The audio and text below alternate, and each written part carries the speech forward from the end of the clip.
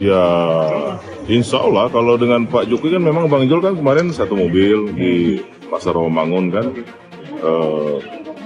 pasti ada pembicaraan lah dan menurut Bang Jul kan memang Pak Jokowi panglima tertinggi. Bagaimana mengenai koalisi? Sekarang lakukan proses, ya memang saya tidak suka bicara, gitu, dan juga tidak suka pertemuan-pertemuan yang dipublikasikan sampai waktunya jelas. Gitu ya. Mudah-mudahan ya 2 minggu ini saya kira sudah akan ada titik terang. Ya KIB masih sama, solid, satu. Ya.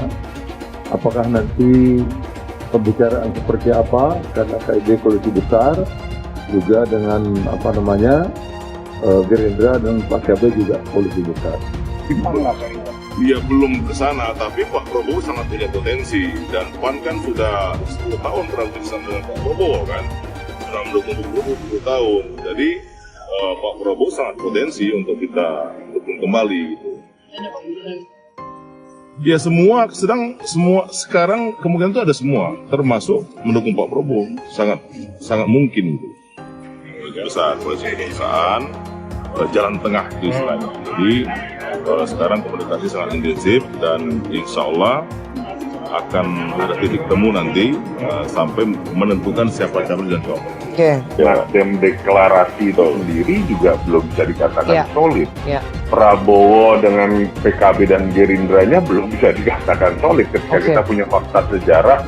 Hari terakhir, jam terakhir masih bisa berubah nama sosok cawapres ya.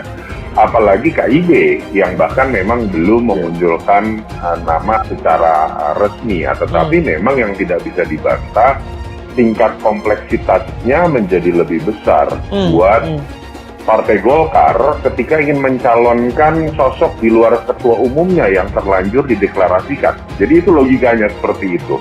Sementara buat PAN dan P3 yang memang terlihat dari statement awalnya tidak ingin memaksakan ketumnya untuk maju, apalagi P3 baru berganti ketum, hanya PLT ketum, saya pikir lebih mudah untuk memutuskan apabila ada kader lain yang kemudian akan maju. Tetapi kan memang yang menarik adalah magnet elektoral Ganjar ini memang menjadi prasyarat utama ketika ada sosok ingin dimajukan oleh koalisi-koalisi lain. Kan tinggal pertanyaannya kemudian, peluang untuk pilpresnya kemudian menjadi besar.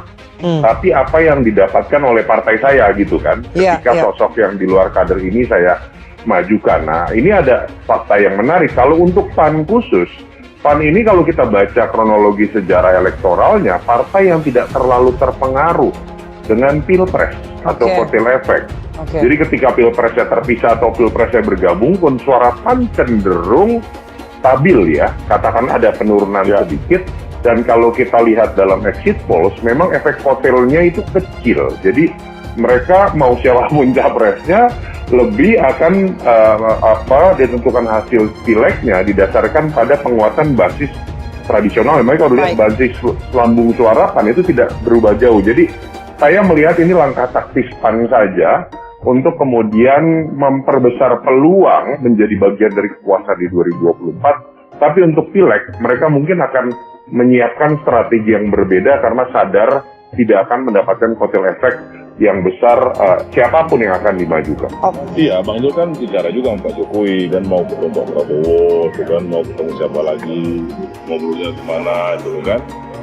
Ya sebagai bagian dari koalisi pemerintahan itu pasti Bang Jul banyak bicara sama Pak Jokowi.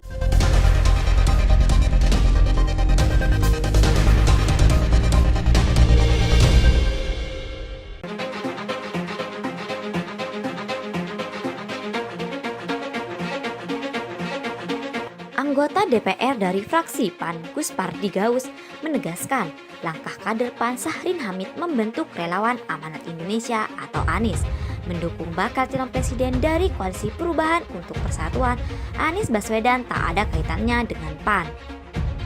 Enggak ada kaitannya dengan PAN. Kalau relawan kan tidak ada dalam struktur. Relawan kan enggak ada kaitannya dengan struktur partai, kata Guspardi. Guspardi menjelaskan DPP PAN belum memutuskan secara resmi tokoh yang diusung sebagai capres dan cawapres. Guspardi Gus Pardi menganggap wajar bila kader masih berbeda pandangan satu sama lain di fase penjaringan kandidat. Namun ia memastikan semua kader akan tegak lurus mematuhi partai bila Ketua Umum PAN Zulkifli Hasan sudah memutuskan tokoh yang diusung PAN sebagai capres. Setelah ada keputusan resmi DPP atau ketum, itu semua kader harus taat pada keputusan yang sudah diambil, kata dia. Pria kelahiran Sumatera Barat ini juga memahfun bila ada kader yang melakukan upaya-upaya penggalangan dukungan politik tertentu selama belum ada keputusan resmi. Barangkali itu ikhtiar mereka dan kita tunggu sajalah keputusan DPP untuk pencalonan itu, kata dia. Sahrin Hamid, mantan Ketua DPP PAN 2010-2015, memutuskan membentuk Relawan Amanat Indonesia atau ANIS untuk mendukung Anies. Rencananya relawan ini akan dideklarasikan di Istora Senayan, Jakarta pada minggu mendatang. Selain Sahrin, terdapat nama mantan anggota DPR dari fraksi PAN, Akmaldin Nur dan M. Yasin Karam juga tergabung dalam relawan ini mendukung Anies. Mereka mengklaim kepengurusan relawan ini sudah tersebar di seluruh Indonesia.